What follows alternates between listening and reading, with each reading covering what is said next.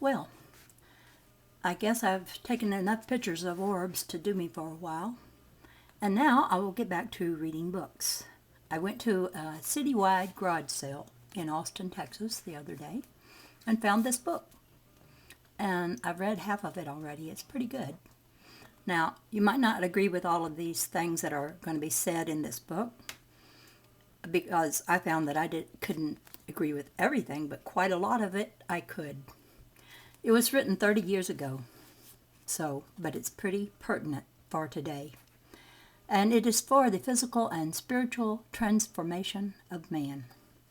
And it's Hermetic Philosophy, Book 1 by John Baines. I don't know how well you'll see this. I don't have this book typed up so that I can have it on my computer screen. But I'm going to go to chapter 1 and start from there and not read the preface. What is occultism?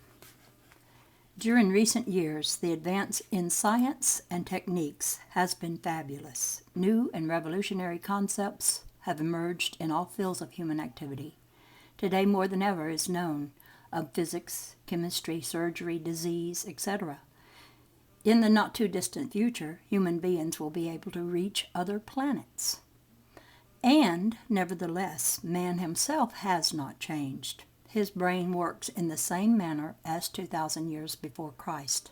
His fears, hatreds, passions, and anxieties are the same.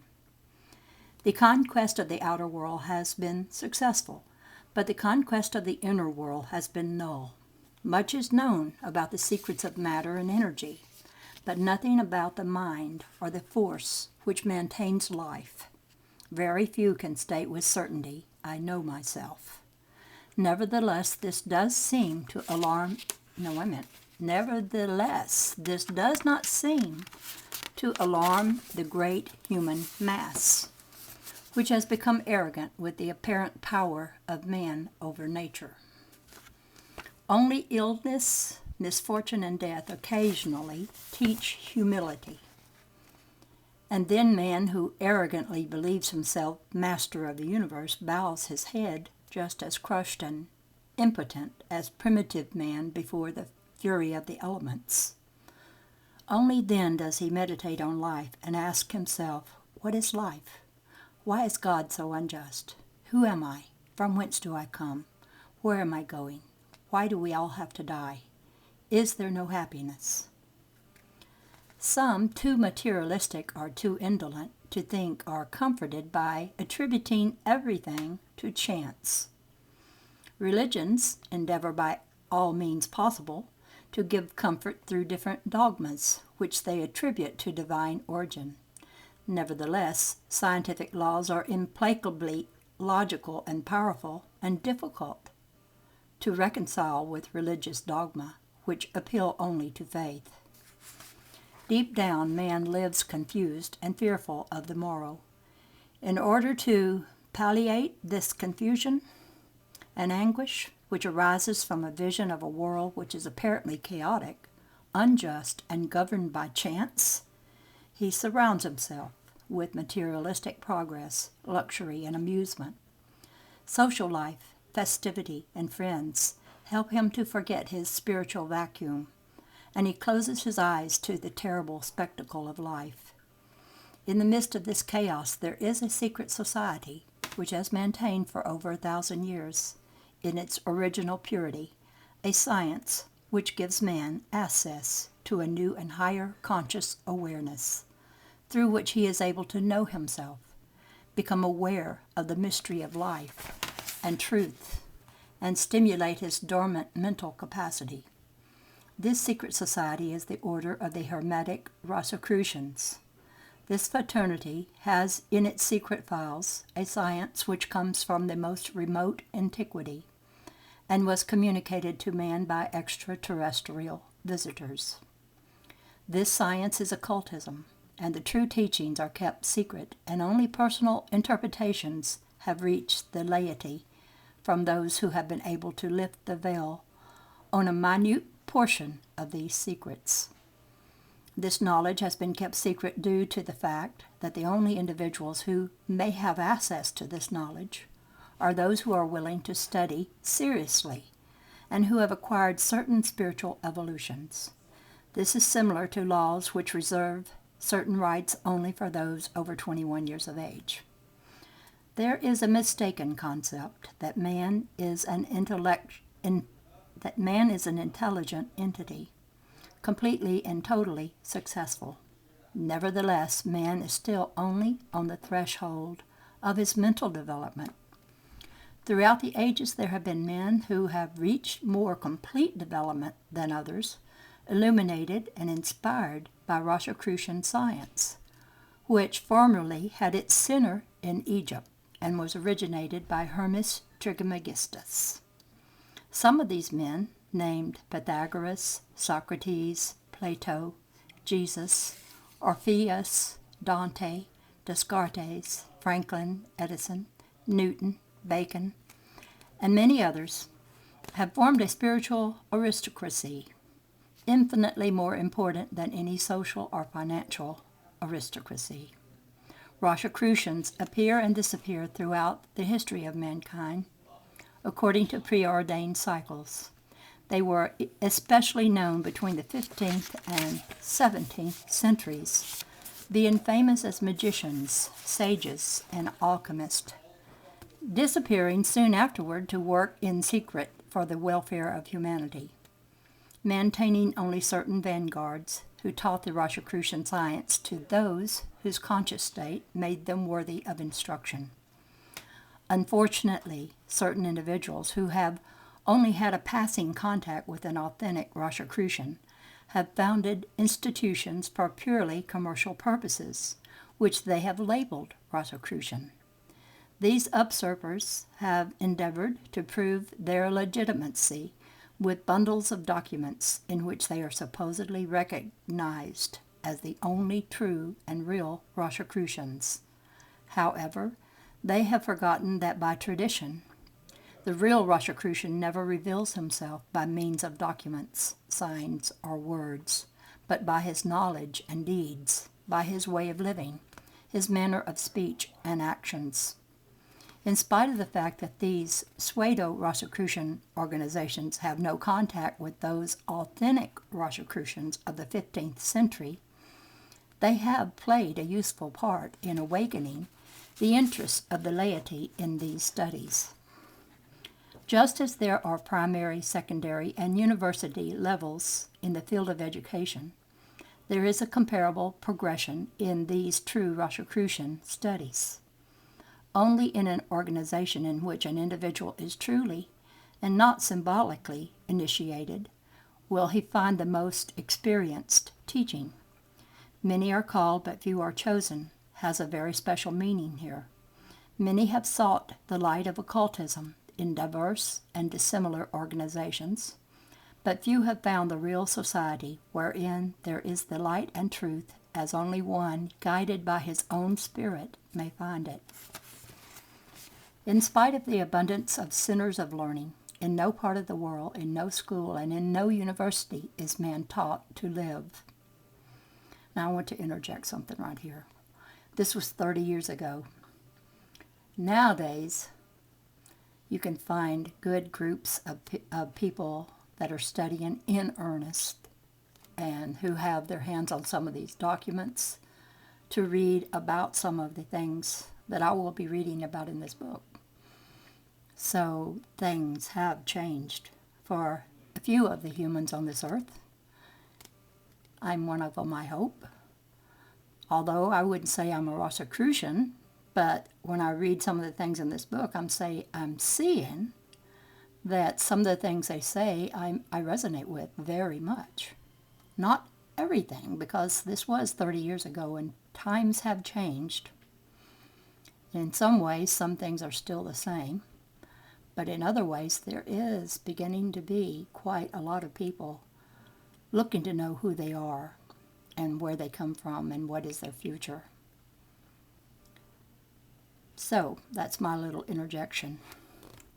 Rare are the beings who can state with naturalness that they know how to live as it is not intelligence, culture, or titles which teach this art.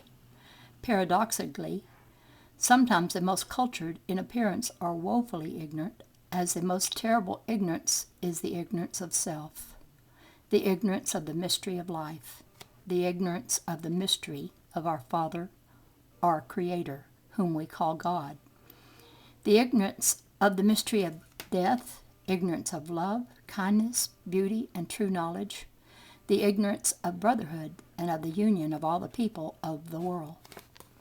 We live in an age which, in spite of the great number of Christians there are in the world, Christ's teachings, love one another, is daily trampled in the dust. Might is right, and the most bestial egoism has been converted into a shield and buckler for man, whose greatest desire is to gain as much money possible in order to attain power from wealth. Only in the face of death the ideal of God, love, and spirit is reborn. There is a desperate search for happiness through material pleasures, which strongly stimulate the senses and which arouse a type of sensual euphoria. In spite of the power of science over matter, man has evolved in a diametrically opposite direction. He has become a slave to his material possessions. How many, for example, work very hard to keep a luxurious car? How many lose their decency and human dignity, debasing themselves for gold, becoming intoxicated, or profiting by another's misfortune? One who lives for material pleasure enjoys sensual euphoria, which makes him incapable of seeing how much he has lost his human qualities. Material objects hypnotize and devour, like the boa constrictor, which hypnotizes a bird before swallowing it. Nevertheless, in this era of tremendous materialism, there are privileged beings who yearn to know the mystery of life, conquer destiny, promote love and brotherhood among human beings, free the world from evil, mold their character to overcome vice, complexes, weakness, etc. There are many, having suffered excessively or having been born awakened and conscious, who desperately seek the light of knowledge, which may lead them to finding themselves in order to attain all they desire from life. Some wish to know why bad luck always seems to follow them. Others have not attained happiness in love or cannot triumph in life because of inferiority complexes or lack of personality. There are some who suffer incurable nervous, mental, or other ailments, and who can learn to overcome these or to palliate their effects by the correct use of the mind. Those misunderstood by their families, orphans of love, who suffer spiritual abandonment, sorrow, or deception, can free themselves and conquer. Those who have problems of any kind, terrible as they may appear, should not despair. Occultism is the ultimate and sacred science which teaches how one can live wisely by correctly using the forces of nature. Occultism is the study of man and the laws of nature, and the way in which these act and influence man. It is called occultism because it is just that, a science which is hidden from passionate, selfish, or vengeful beings who are slaves to their material desires. The word occultism immediately produces an unfavorable reaction from listeners, as occultism has become a synonym for magic, witchcraft, demonology, and Satanism. The fantastic and captious literature on these subjects, all jumbled together under the classification of occult science, has contributed powerfully to this ideal. The majority of these books have been written by pompous individuals who have had no contact with real and sacred occultism, and who have only studied fragments of the esoteric part from other equally fantastic and untruthful books. Charlatanism and occultism have merged into something similar. Pseudo-occultists, beneath a mask of grandiosity and theatricity, have claimed magical powers, claim to be clairvoyant and recall their past lives or previous incarnations, generally identifying themselves with some famous person of bygone ages. Similarly, much publicity has been given to occult phenomena witnessed by Europeans in India and Tibet, and therefore all those interested in occult sciences look toward those countries, hoping to find there what they have not been able to find in their native country. Naively thinking they can live 12 hours a day, doubled up, looking at their navel or meditating, they believe that this is the most perfect state to which man can aspire.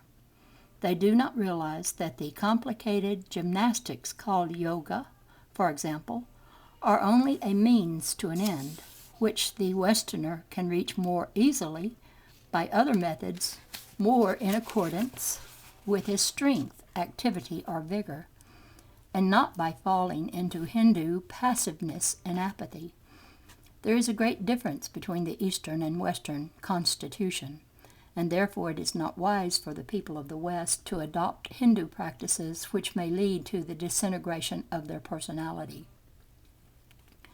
There are many organizations of a philosophical nature which do much good, but are far from leading the aspirant to true communion with Isis and knowledge of nature's secrets.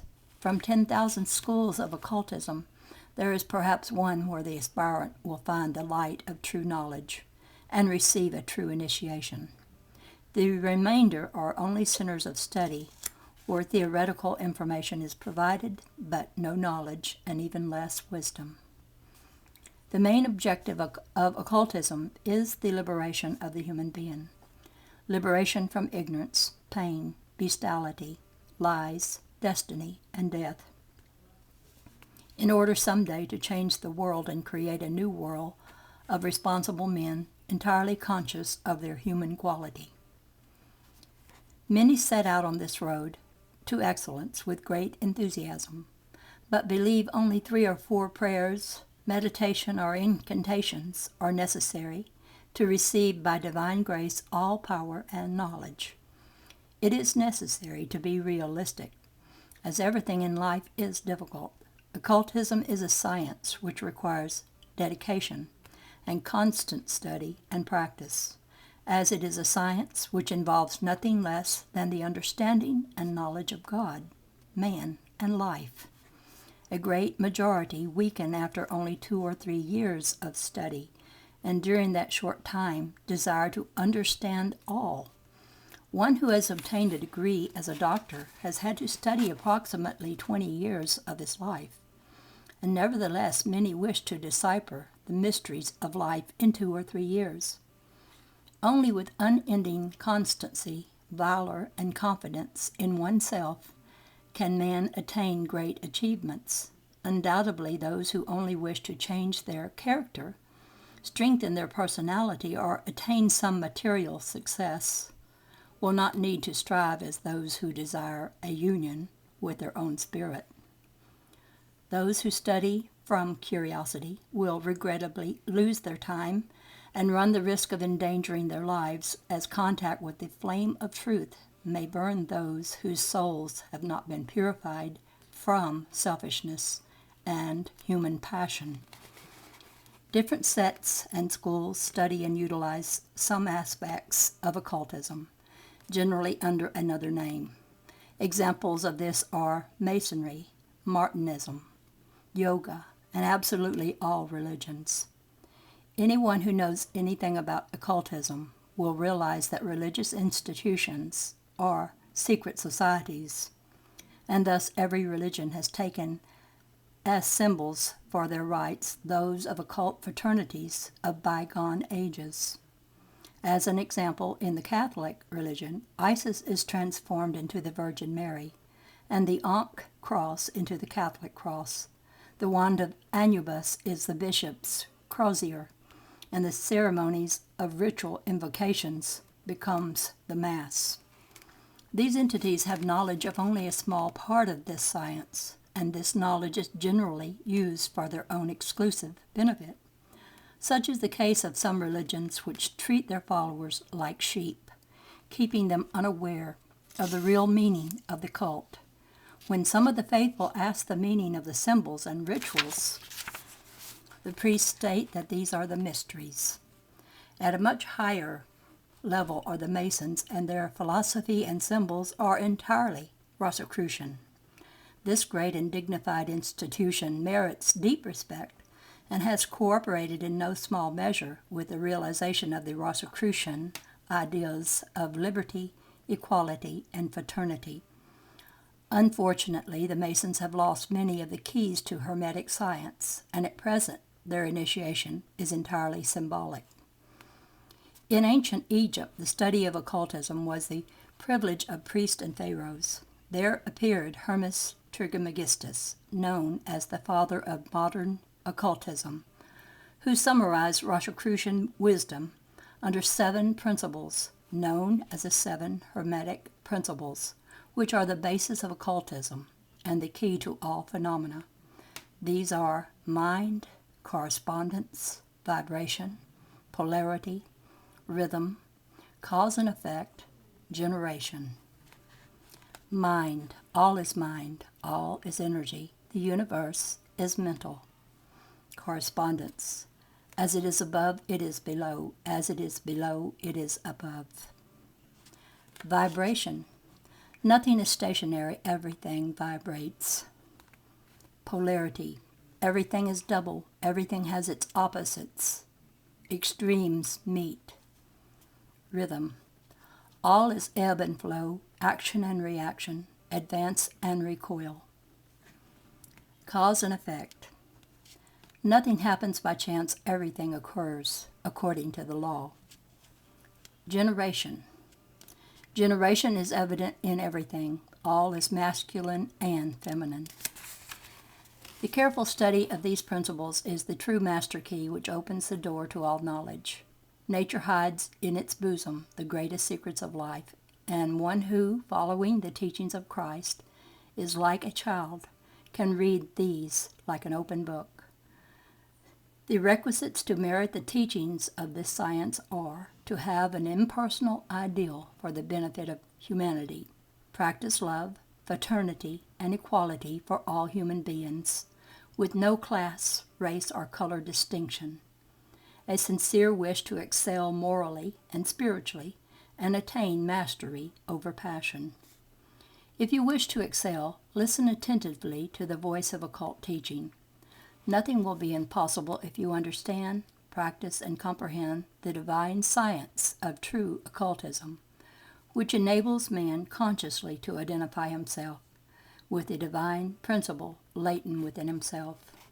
This book is meant only as a small ray of light in the darkness of the world, a ray which shows the way to whomever wishes to find the light of truth within his own spirit. Know thyself should be our slogan, and the doorway to the temple of wisdom. Now that chapter I just read, the first chapter, I had a lot to say about other organizations, and I don't know that I can agree with them or disagree, because I am so limited in my knowledge. Mostly everything I've learned from books, and YouTube videos have shown me some things too. But also what they're showing me in the YouTube videos is that there are a lot of people interested, and seemingly, to my way of looking at it, sincerely interested in benefiting mankind and letting go of selfish desires. Now, some you can tell, they're just wanting to get popular and get a following. But a true teacher, I've found out, a true teacher doesn't want a following, and they don't really care that much for fame or money. They care to get the message made known. And they teach you to go within your own self, that's where you'll find your truth that will set you free and help you know a better way of living your life. But this chapter he was a little critical of some of the organizations of that day, but that was 30 years ago, so I hope things have changed. I've been sort of a loner in my search. I haven't been with any groups of people learning together with them. And I read a lot of books, and maybe I take a lot of things for granted that I read in the books. But in some ways, the things that I read that I do cling to have resonated with some part of me. That makes me think that I'm looking at what is true. But I always reserve this one thing. I can change my mind. I'm not afraid of being proven wrong on anything. And if anyone objects to any of the things I read and they want to say anything about it, comment freely, because I'm not saying everything that I read is etched in stone and it's all true. It's like so many things. You take the truth that can benefit you from it, that you resonate with enough that you say, that's a good way to think about that.